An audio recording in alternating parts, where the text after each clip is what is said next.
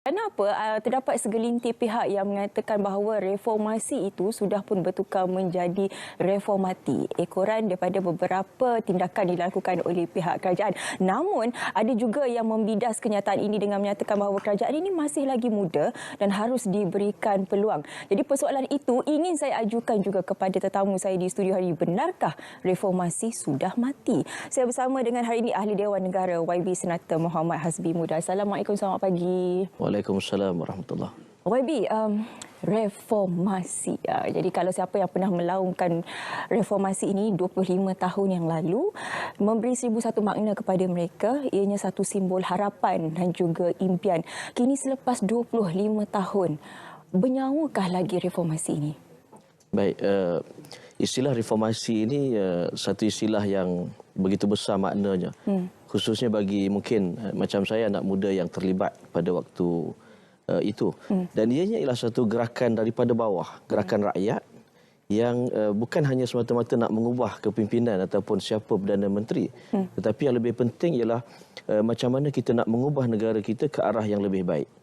Hari ini saya nak bawa kita juga sebenarnya bukan negara kita saja yang melaungkan reformasi, tetapi pada masa yang sama jiran kita, negara Indonesia sendiri, mereka juga terlibat dalam itu dan kita boleh bandingkan mungkin perbezaan ataupun perubahan-perubahan itu.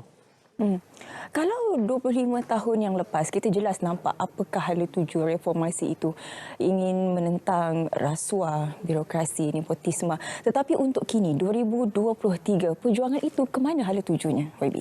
Dia sebenarnya betul. Kalau kita ingat laungan reformasi dulu, antara gagasan besarnya ialah kita nak melawan tiga perkara yang utama. Yang pertama corruption ataupun korupsi. Yang keduanya ialah nepotisme dan juga kronisme.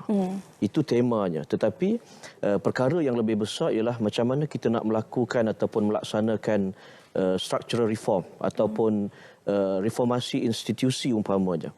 Itu saya ingat jauh lebih besar. Dan kalau kita tengok sekarang ni, perkara yang perlu menjadi tumpuan ialah kita ada undang-undang kita. Kita ada perlembagaan. Saya ingat ada 183 perkara dalam perlembagaan itu. Dan kita juga ada akta-akta. Banyak akta kita. Saya ingat 836 akta.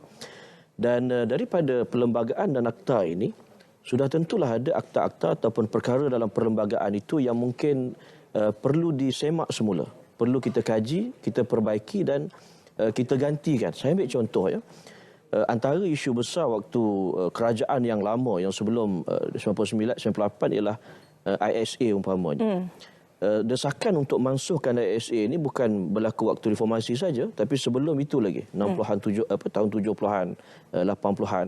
Tetapi proses itu, desakan itu akhirnya reformasi dimansuhkan tahun saya ingat tahun 2011 di bawah Datuk Najib. Tetapi ianya saya yakin tidak akan berlaku sekiranya desakan daripada rakyat, daripada gerakan reformasi itu tak dibuat.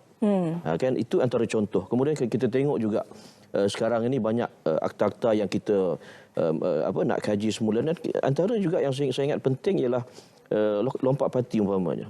Sebelum ini kita tak ada akta lompat parti. Ada kerajaan boleh bertukar umpamanya di Sabah. Kejap dia menang, kemudian bertukar kerajaan lain. Dan itu antara perkara yang membawa kepada kestabilan negara.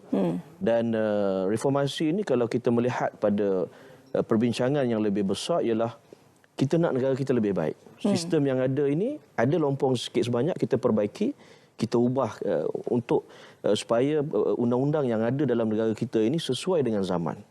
Jadi adilkah sebenarnya bagi mereka yang mengatakan bahawa sekarang ini reformasi itu dah mati, reformati, ataupun ada yang kata reformasi, kerana mereka ini juga satu ketika dahulu mendapat manfaatnya, YB? Ya, saya nampak pandangan bahawa reformasi ini sudah mati ini ialah satu, dia ada dua lah. Satu mungkin yang mereka yang mengharapkan supaya pemerintah sekarang ini terus committed. Maknanya mereka sayang pada agenda reformasi. Tetapi ada juga pihak yang memang berterusan mempelekehkan. Kerajaan buat apa pun bagi dia semua tak kena. Dan saya nampak masalah ini pada negara kita bila usaha-usaha ataupun agenda reform yang nak dibawa oleh kerajaan ini terus dipelekehkan dengan media kita yang bebas yang semua orang boleh bercakap. Saya bimbang rakyat akan terpengaruh. Dan rakyat tidak akan dapat bersama-sama dengan kerajaan untuk menjayakan reformasi itu. Ya, saya setuju dengan apa YB katakan, kerana seperti mana apa juga kerajaan lakukan, naratifnya tetap menjadi negatif.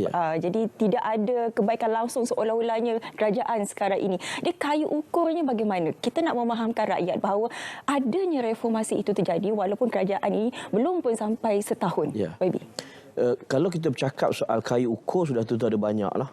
Dan dari segi rasuah kita ada indeks persepsi rasuah. Itu belum. Untuk kerajaan yang baru ini, indeks rasuah kita akan dinilai pada penghujung Januari, tak silap saya. Cuma indeks yang baru keluar ini, tak silap saya, ialah indeks kebebasan media. Negara kita mencatatkan satu pencapaian yang bagi saya luar biasa. Daripada kedudukan 133 daripada saya ingat 192 buah negara, dulu kita 133, sekarang ini melonjak ke 73. Ini satu pencapaian yang cukup besar, walaupun mereka kata Menteri Komunikasi ini nak kekang, nak hantar polis dan sebagainya, tetapi kebebasan media kita jauh lebih baik pada tahun ini, dan saya yakin dengan corak kepimpinan, gaya kepimpinan kerajaan sekarang, kebebasan media itu akan terus diperkukuhkan. Tetapi mereka yang dalam media ini juga harus bertanggungjawab. Kita tak boleh bebas tapi menyebabkan berlaku huru-hara dan sebagainya. Sekarang ni kita boleh tengoklah macam mana ada yang membangkitkan isu 3R umpamanya. Itu bagi saya berbahaya. Harus dikawal, tetapi dalam masa yang sama komitmen untuk kita pertahankan kebebasan media itu terus kita angkat. Saya nak tambah sedikit soal indikator yang lain. Macam saya sebut tadilah, indeks kesejahteraan rakyat pun kita ada. Itu juga menunjukkan peningkatan.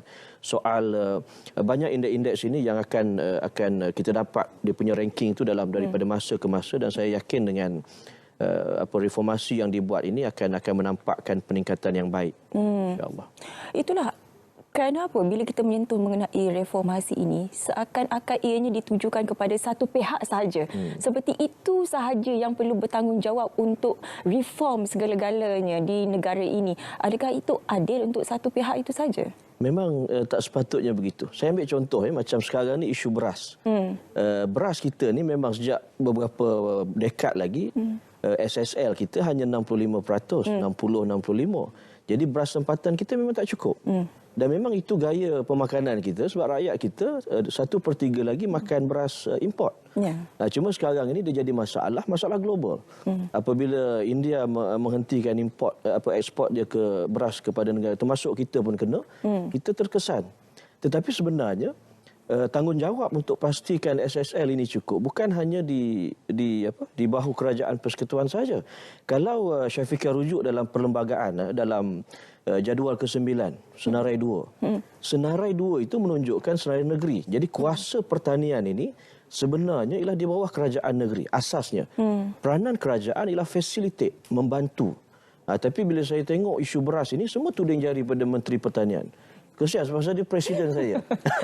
Jadi saya tengok sepatutnya menteri-menteri macam menteri-menteri besar Kedah umpamanya, Terengganu yang ada tanah yang besar, mereka juga seharusnya berganding bahu.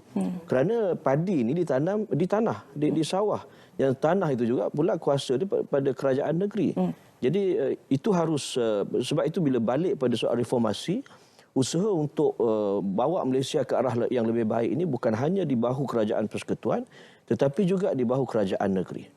Saya mengambil kembali apa YB katakan tadi. Zaman dah berubah. Kalau kita lihat daripada geopolitik, geoekonomi, lepas tu dengan masalah kesihatan global yang kita alami sekarang, ada juga yang masih ingin menuntut janji-janji 25 tahun yang lepas. Padahal situasi dulu dan kini tidak sama, tapi masih tidak boleh menerima kenyataan, YB. Saya setuju. Janji-janji ini dia ada janji pilihan raya. Umpamanya yang selalu diulang-ulang oleh pembangkang, isu harga minyak, saya ulang. Janji itu dibuat saya ingat tahun 2007. Kalau dia hanya dibentangkan dalam pilihan raya, kalau jadi manifesto pun, dia akan tengok pilihan raya tahun itu, umpamanya pilihan raya 2008. Apa janji dia? Dan janji itu mesti dilaksanakan sekira menang. Kalau tak menang, dia tak boleh dipersalahkan. Macam kita lah nak pinang anak orang kan. Kita ada janji kita. Tiba-tiba dia terima pinangan orang lain. Tapi dia suruh pula kita yang tunaikan janji itu. Jadi saya ingat itu tak adil lah. Sama juga macam perkara yang lain. Macam yang baru ni isu PTPTN. betul ada ucapan di kalangan pemimpin kerajaan waktu dia pembangkang dulu yang sebut PTPTN ini akan diberi pendidikan percuma dan sebagainya. Tetapi kita harus tengok pada janji pada setiap manifesto untuk pilihan raya itu. Kalau yang terbaru kita 2022, apa manifesto tahun 2022? Kita tak boleh ambil manifesto yang tahun 86 ke tahun 2004. Tak boleh taji bagi dia. Jadi itu harus difahami dan sekarang pun juga kalau kita tengok dalam pilihan raya yang lepas tak ada parti yang menang. Tapi kerajaan dilantik di kalangan beberapa parti dan sudah tentulah walaupun kita tak boleh pastikan janji itu dilunaskan sebab itu semua tak menang. Tapi kita gabungkan mungkin BN ada janji dia yang sama dengan Pakatan Harapan dengan GPS. Yang sama itu saya ingat kita boleh selaraskan dan angkat ianya sebagai satu dasar yang perlu dilaksanakan. Ya, YB, konklusi untuk hari ini, benarkah reformasi sudah mati? Bagi saya jelas apa yang dibuat oleh Perdana Menteri sekarang ini ialah menggerakkan dengan bersungguh-sungguh reformasi dalam negara kita dengan saya ingat dengan macam-macam dan kita pun boleh nampak Perdana Menteri kerja begitu kuat paginya tengah hari dan kita pun bimbang sebab kita ada sejarah menteri kita yang kerja kuat arwah Datuk Salahuddin yang akhirnya beliau pun meninggal dalam keadaan dalam bertugas. Kita pun bimbang Perdana Menteri kita perlukan rehat yang cukup dibantu oleh menteri-menteri dan apa yang penting kalau ditanya soal reformasi mati ataupun masih ada ni saya nampak sekarang ini perubahan itu dirasai sehingga ke bawah. Kalau dulu projek-projek besar diutamakan, menara hebat. Tapi sekarang ini kita tengok tandas pelajar sekolah. Saya sendiri selalu dijemput ke sekolah. Dulu kita tak lalu nak gunakan tandas sekolah ni.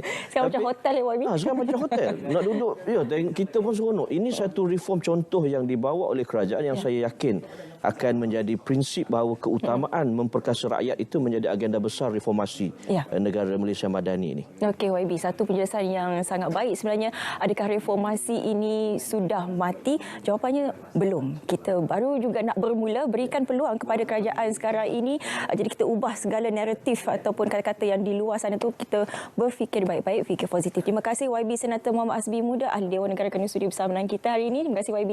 Terima kasih juga.